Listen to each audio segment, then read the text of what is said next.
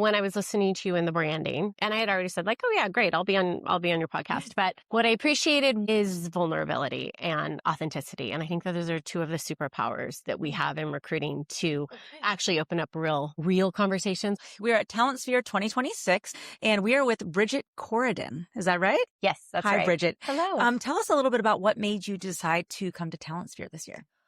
Well, I like to claim to fame. I got both Krista and Natalie their very first jobs in recruiting however many years ago. Yes. So I was very early part of Talent Collective when they were starting to think about it. They came to me and said, hey, we're going to have this launch event. Will you be on a panel and talk about what you do? And I said, definitely. And so it's been I'm just in huge celebration of these two tapping into wanting to create a community for women to come and be supportive and ask questions, help up-level each other to be better advisors and business people, and have more authentic conversations with people because they're able to do that in their jobs. And so I'm here because I'm actually doing a couple of speaking things. I'm doing a sound bath tomorrow at the end of the day. And, but I want to always be here to support this incredible event. So that's what brought me. Wait, that's amazing. The sound bath in particular is Lorna was drawn to this event. If you could make an event for her, a sound bath would be a part of it. Perfect. So do you do that like in your spare time? Yes. Yeah. Wow. Do you want me to give you a little history? Okay. Yes. I'll give you the high level, version. So I've been a talent for over 20 years, started on the agency side, started coaching on the side, then went in-house, build up global teams. And that through that whole process, as I was on discovery kind of myself in the working world, I realized that I was kind of missing out on like diving into myself and what I'm here for, what's my purpose, and what am I really here to do? I mean, the through line in everything I do is how do I create opportunities for humans to further expand, whether that is through a sound bath or a new job or a coaching opportunity. It's allowing them that opportunity to expand and be the brighter versions of themselves. So sound healing came through me rediscovering my voice. And I had two little kids at the time. They're now 15 and 18. I realized I wanted to model for them that if something is exciting to you, just follow it. So I started writing music and recording it, which surprised me. Oh my gosh. Yes. And I put an album out into the world. And so I was like just getting used to kind of owning my voice again. And then that transitioned into, wait a second, I'm now starting to chant and use my voice as a healing instrument. Very tied to a lot of the like spiritual work that I do. So it was incredible. And the sound healing came out of then starting to go, oh, I think I'm supposed to use this. So I use bowls and what have you. And I don't want to be anything less than all of me anymore. So I now bring all of that, the consulting, the business strategy, and the sound healing all together. Yes. Everywhere I go. I'm in love. Because that is so cool. You get a better version of me when I'm not trying to be a contracted version of myself. Yes. Right? That's really wonderful. Yeah. And it's such a good message for young professionals to hear and to think about, because it does feel like hustle culture and all of that. And when you start out, sometimes you can feel like you're in a rush to go where, to do what. Right. And sounds like you found what really helps keep you grounded and makes you feel like a whole person. And well, my biggest fear before I kind of put Sound Healer on LinkedIn, because that always feels like when I'm coming out. Like even when I like, because I've been on LinkedIn for as long as it's been around, actually, was that C-level leaders would think, who does she think she is? Claiming healer, the word healer, right? And what I found that's been so incredible and somewhat surprising is that it's men, a lot of times the first thing they want to talk about. Tell me more about that. What is that? Yeah. So I would encourage anybody listening to this, like the more that you can get clear on who you are, what you value, and how you want to show up in the world, just own that. Just own that, be that, and the right people will find you. And the people who think you're crazy will not want to work with you, which is great. And that's not your people anyway. No, exactly. Right. Yeah. Yeah. Match. Oh my gosh. I really love that so much. And as you were talking through that, I was starting to think about how good of a reminder it is for people to know that the term quote unquote professional or professionalism was determined by such a small minority of people at the top. Right. That are nothing like the majority of us. No. And so to be able to expand your professional world and share that with people, it allows other people to do that too. Right. You know? Yeah. And you get to play with the idea of what if I don't have to contract? What if at some point, right? Because I mean, in my 20s, I didn't know any better. I hope my kids know better. I hope they learn earlier than I did that you don't have to keep being a chameleon to shift who you are based on what you think your boss or person you're dating or whatever. I mean, it goes across the board. Name, exactly.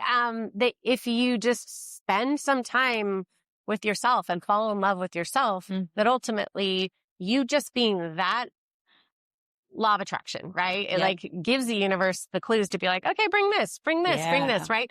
And it just feels easier. So, I mean, I hope my kids have this toolbox when they leave. I mean, one's 18 and I'm like, what else can I do? Exactly. Right. Off you go. But they'll be, hopefully our children will be further off than we were at that age. That's what I hope. Right. I know. All I hope is that you maybe you figure out they were mistakes earlier than I did. Right. Yeah. That's all we can hope for. Yeah. Yes. That's all we can hope for. So then, I guess, what are you hoping to leave here with? What connections are you hoping to make? What information do you want? So the reason that I love talent and have stayed in talent is because of the humans, right? And so I think COVID was a good example of how much we realized that we really missed each other when we were forced to not have each other.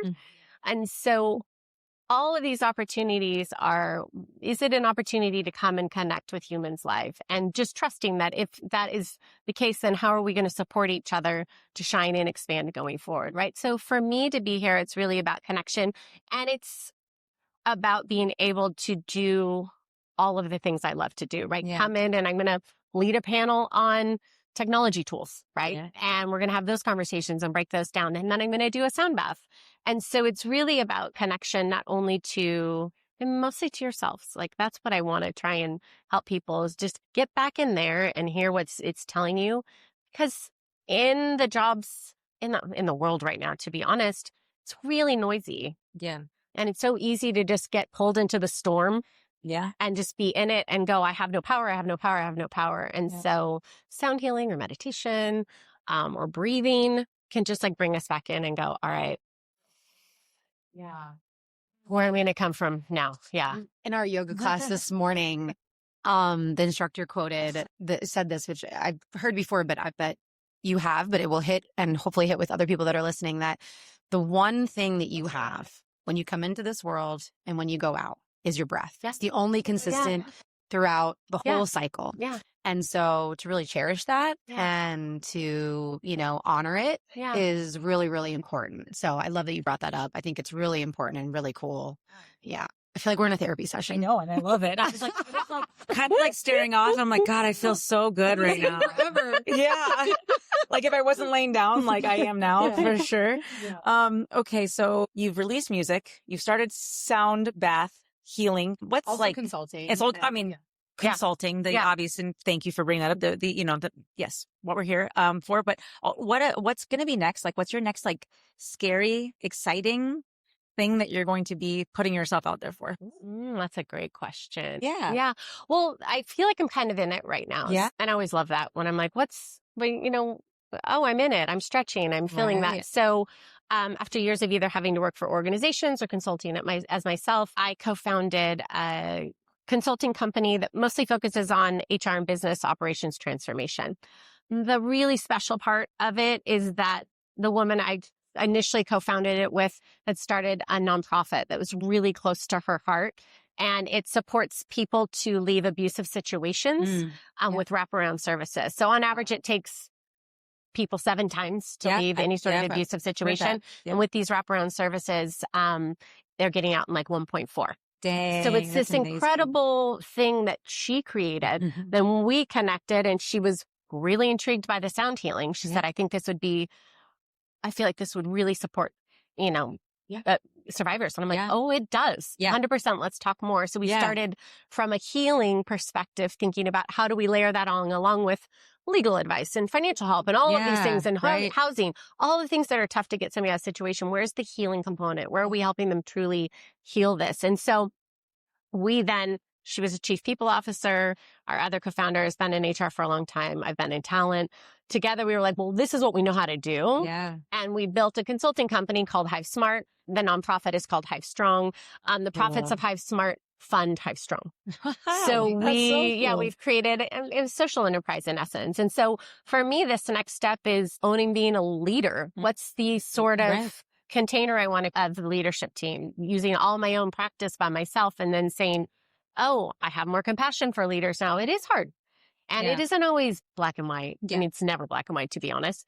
And what does that then look like? And what's the leader I want to be? And continuing to just keep being curious with myself and curious with others so I can keep expanding into the sort of leader that at times, to be fair, it's easy in organizations to look at the top and say, you're getting it all wrong.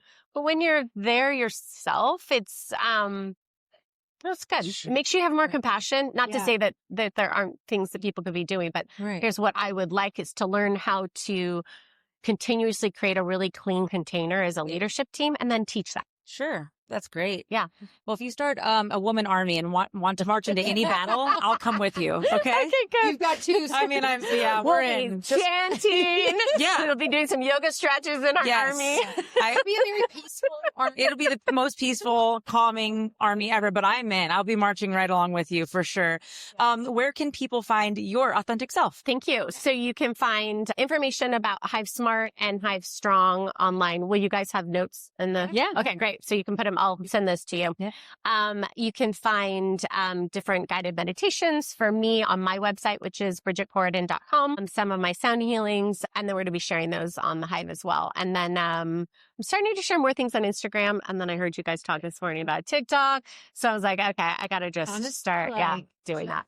Hearing who you are, hearing some of your story, getting on there and do it. Like if I came across a sound bath TikTok, I would close my eyes and I would be in. You're like, and then 30 seconds. I mean, you would draw me in. So I haven't seen that. So yeah, it's in my algorithm occasionally. Yes.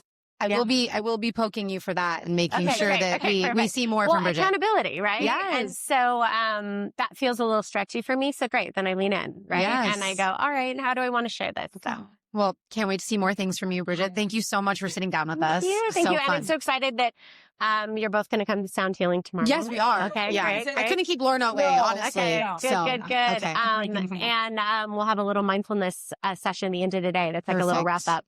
So we got little pieces. So okay. Well, thank you. Well, thank you. Okay. Okay. Enjoy the rest of the conference.